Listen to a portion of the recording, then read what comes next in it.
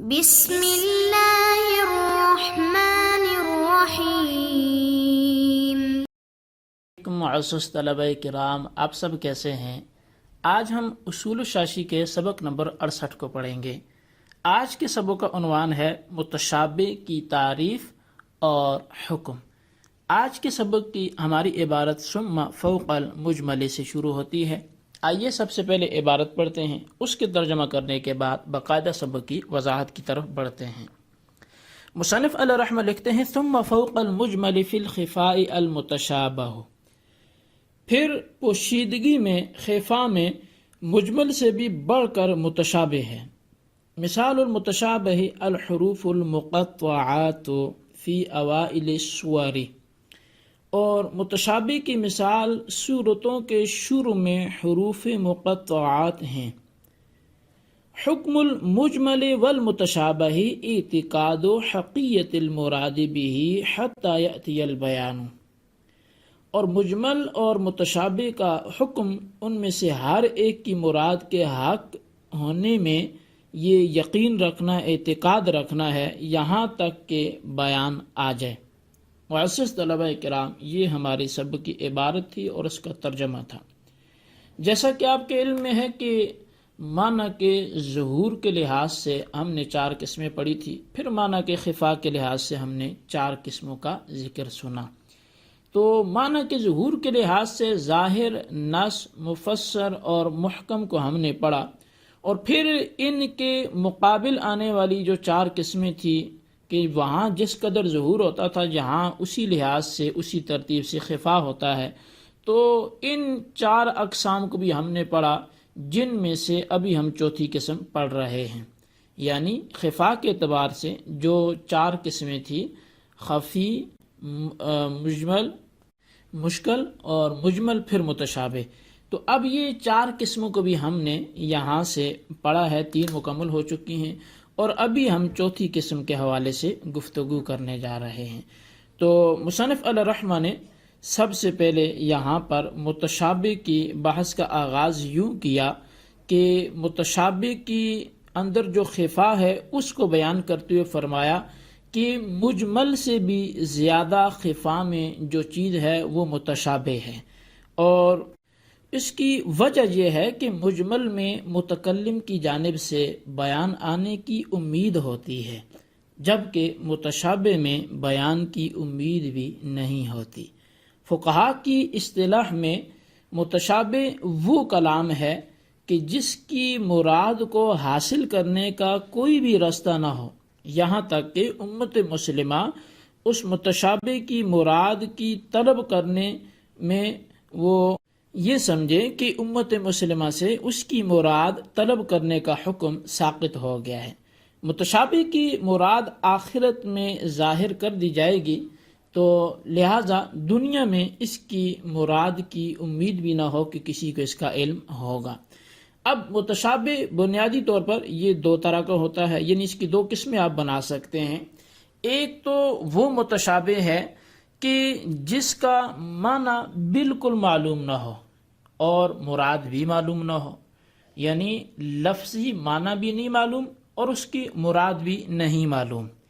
اور دوسری قسم وہ ہے کہ جس کے لفظی معنی تو بالکل معلوم ہے، روز روشن کی طرح واضح ہیں، لیکن اس کی مراد معلوم نہیں ہے۔ اول قسم جو ہے کہ جس کے معنی تو معلوم ہے لیکن مراد بھی اس کی معلوم نہیں، یعنی نہ معنی معلوم ہے نہ مراد معلوم ہے، اس قسم میں جو تشابہ کے الفاظ ہیں، متشابہات ہیں، وہ حروف مقطعات ہیں۔ یہ وہ حروف ہیں جو قرآنی صورتوں کے آغاز میں آتے ہیں، جن کی تعداد 14 ہے، اور مختلف صورتوں کے شروع میں ہم ان کو پڑھتے ہیں، جیسے سورہ بقرہ کے آغاز میں الف لام میم، اسی طرح یاسین، حامیم، طٰہٰ۔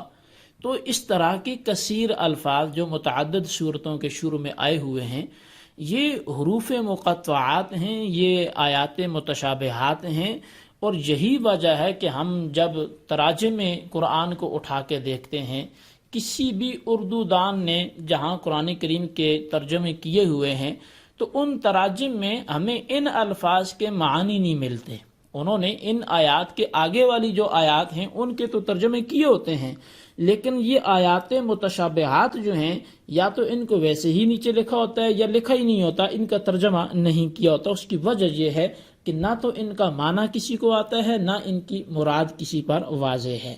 تو لہٰذا یہ متشابہ کی پہلی قسم تھی کہ جس کا معنی بھی معلوم نہ ہو اور اس کی مراد بھی معلوم نہ ہو۔ ظاہر ہے معنی معلوم ہوگا تو پھر مراد کی طرف ذہن جائے گا، لیکن جس کا معنی ہی نہیں پتا تو اس کی مراد بھی نہیں معلوم ہو سکتی۔ متشابہ کی جو دوسری قسم ہم نے سنی وہ ہے کہ جس کا معنی تو معلوم ہے مگر وہ مراد کیا ہے یہ معلوم نہیں ہے۔ جیسے اللہ تعالیٰ نے قرآن کریم میں متعدد جگہ پہ متعدد ایسے الفاظ کا استعمال فرمایا کہ وہ الفاظ ہمیں لغوی طور پہ معنی کے اعتبار سے ہمیں پتہ ہے ان کا معنی کیا ہے، اور بڑی آسانی سے لغت میں ان کے معنی مل بھی جاتے ہیں، لیکن ان الفاظ کو اللہ کی ذات کے لیے یا جہاں جن محل میں ان کو استعمال کیا گیا ہے وہ ظاہری طور پہ یہ سمجھ میں نہیں آتا کہ نہیں ان کو اس طرح سے کیسے استعمال کیا جا سکتا ہے۔ مثال کے طور پہ اللہ تبارک و تعالیٰ نے قرآن کریم میں وجہ اللہ کا ذکر فرمایا۔ اب لفظی معنی وجہ کا معنی ہر کو پتہ ہے چہرہ ہے، اور اس کی اضافت جب اللہ کی طرف ہو تو لفظی معنی تو یہی بنتا ہے کہ اللہ کا چہرہ، لیکن اب یہ مراد نہیں ہے، اس لیے کہ چہرہ ہونا یہ جسم کی علامت ہے، اللہ تعالیٰ جسم و جسمانیات سے بالکل پاک ہے۔